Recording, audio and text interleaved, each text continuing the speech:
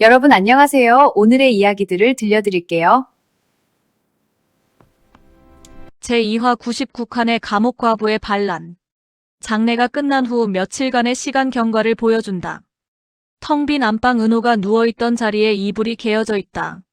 서윤이 그 자리를 손으로 쓸어본다. 온기가 없다. 눈물이 툭 떨어진다.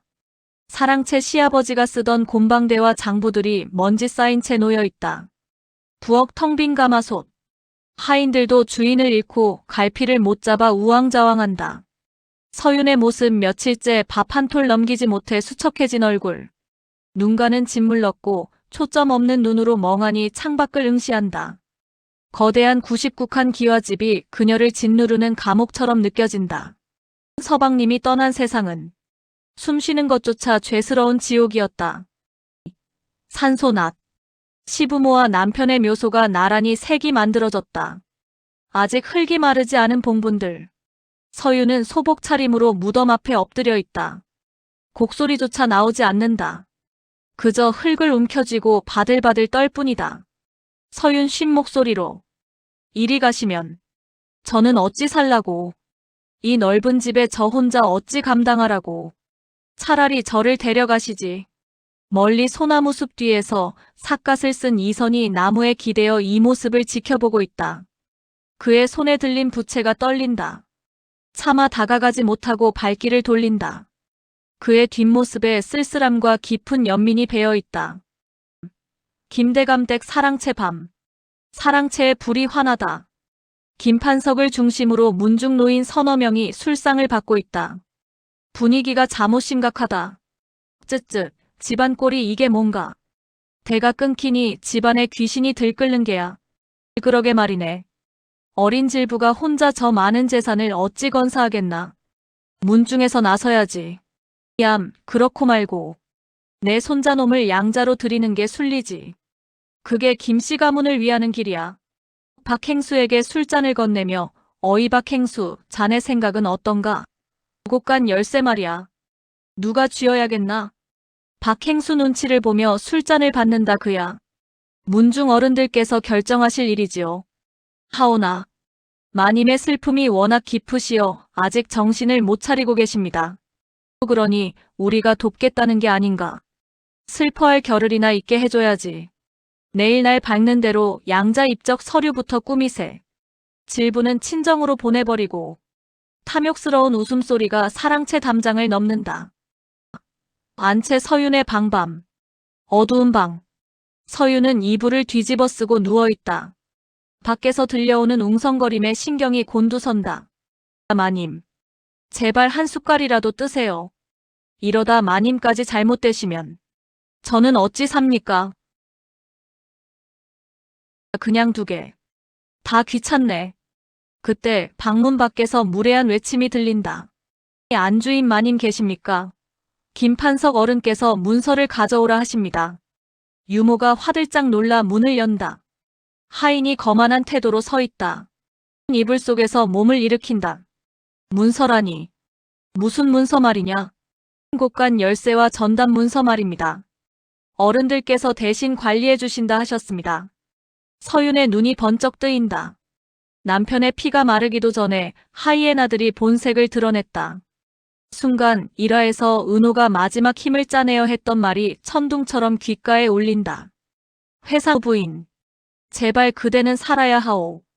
그대의 담장이 되어주지 못해 미안하오. 부디 강건히 살아남으시오. 서윤의 눈동자가 흔들리다 이내 차갑게 가라앉는다. 은호의 유언은 부탁이 아니라 명령이었다.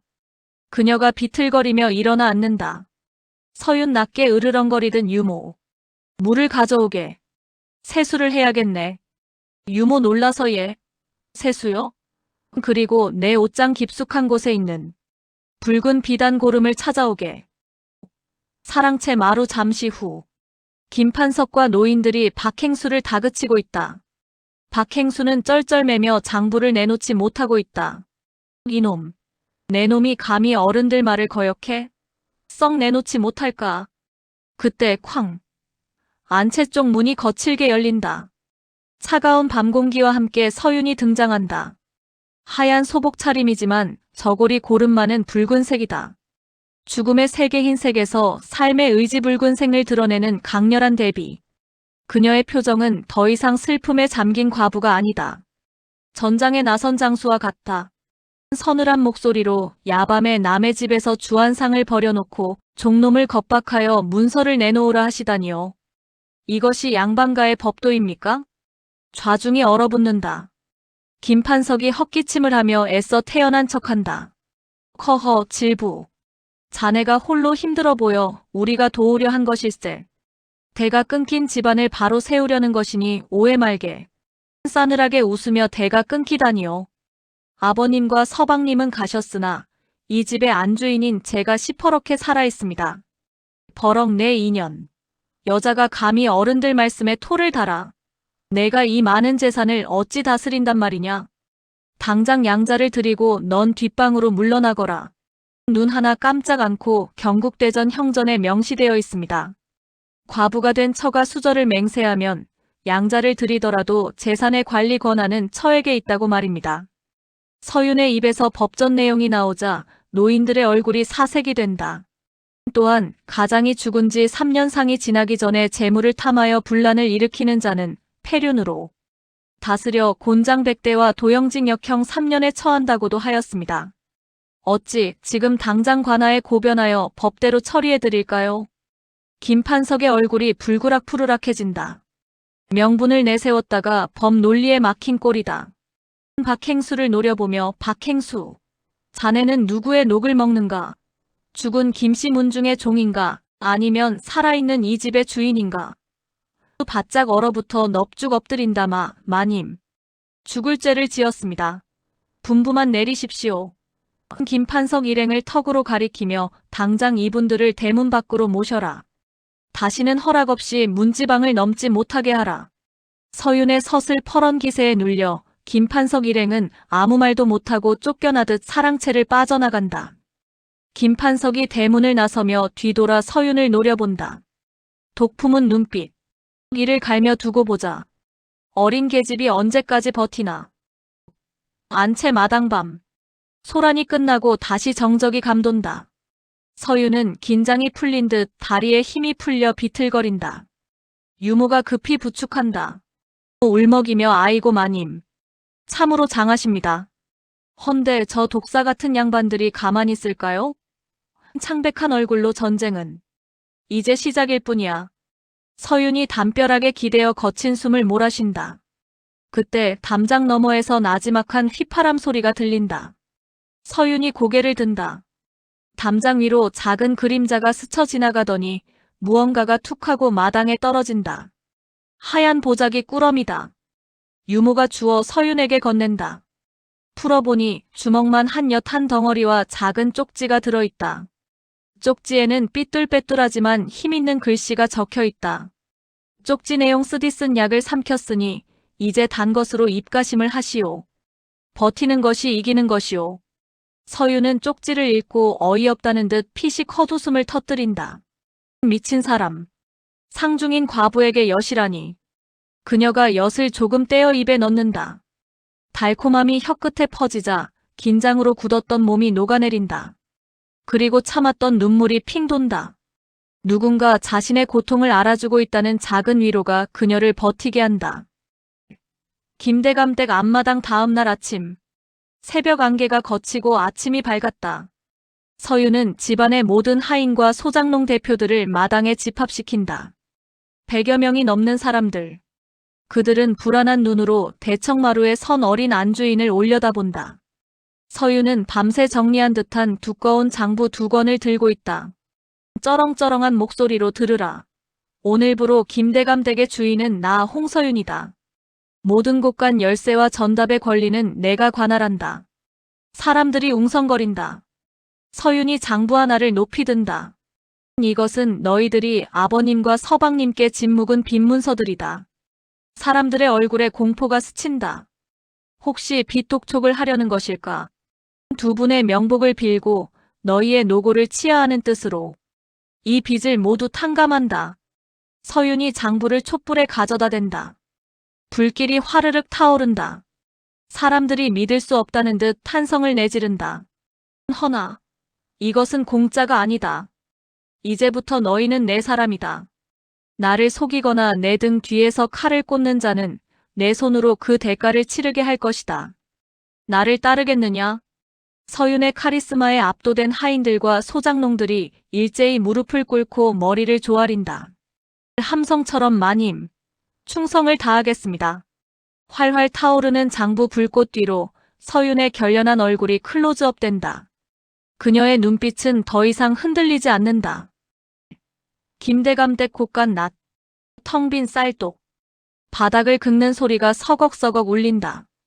굶주린 쥐 한 마리가 먹을 게 없어 비틀거리다 쓰러져 있다. 그 모습을 보는 박행수의 얼굴이 사색이다. 마님, 큰일 났습니다. 미리 계약한 춘궁기 구율미가 마포나루에서 묶였습니다. 장부를 덮으며 차분하게 계약금까지 치렀는데 어찌 묶인단 말입니까? 왕 서방놈이 배를 째라 합니다. 위약금을 물어줄 테니 거래를 없던 걸로 하자고. 아무래도 뒷배가 있는 듯합니다.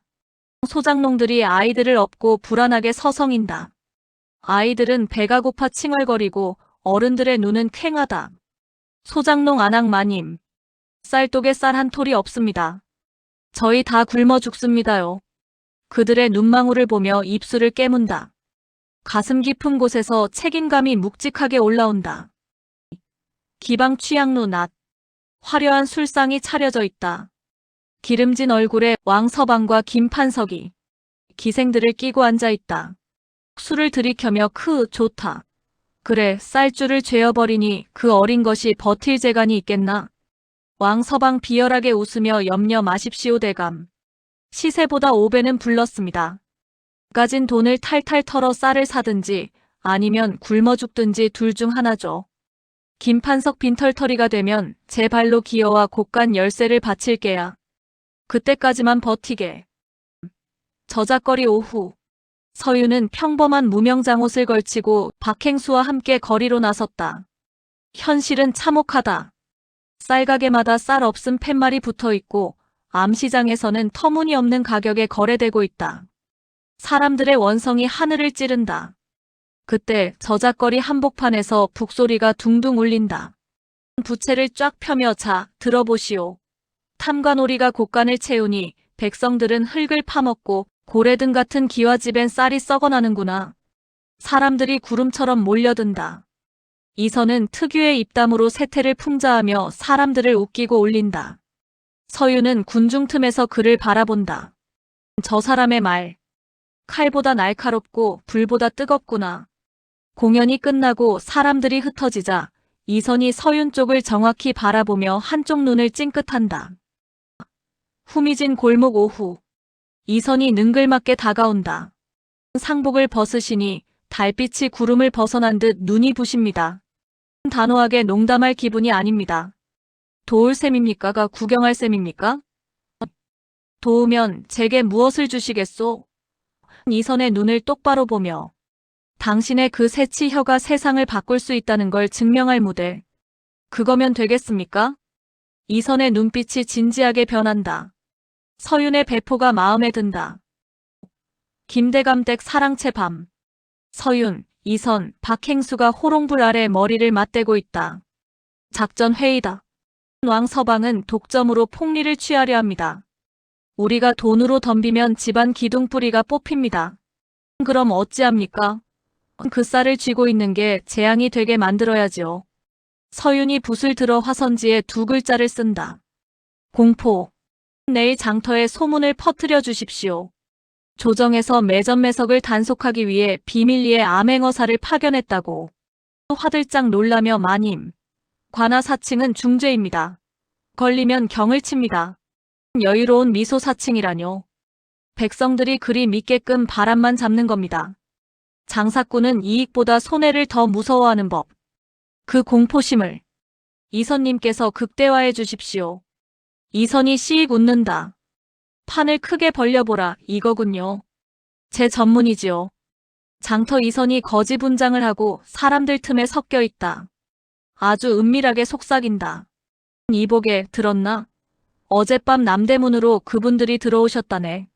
마패를 품속에 숨기고 그분들이라니. 설마 어사 또? 쉿.